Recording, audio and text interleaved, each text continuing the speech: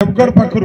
देवगढ़वासी प्रथम मत आशीर्वाद देते मो पार्थित्व नहीं कि पाखे कृतज्ञ ए बस बाबद मुझे खाली ये कहबी किए एठिकार किए सेठिकार जमा से मुझे खाली ये जानी ओडिशा एक नवीन बाबू एक शंख चिन्ह एक विजु जनता एक आम समस्त गोटे परिवार किंतु एथर मुझे देखिपुची देवगढ़वासी दृढ़ निश्चित विधायक को देवे एवं एमपी को देवे दुई दुईटी संख्या देवाई समस्ते पूरा बद्ध परिकर के बस चाषी मान ना स्वर ये चाषी बंदी लोक सबुठ बेसी चाषी लोक ये देवगढ़वासी 20,000 कोटी टंका आपण मान पैसा से रिलीज करना एमएसपी बढ़ाऊना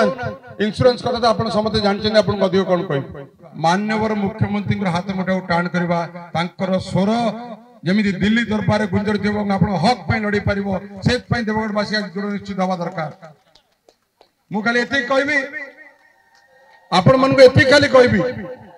विचार करवार समय आपण माने मालिक ये बारंबार आपण सांसद को एवं विधायक को विधायक काम कर किए न कर भल भाव जानते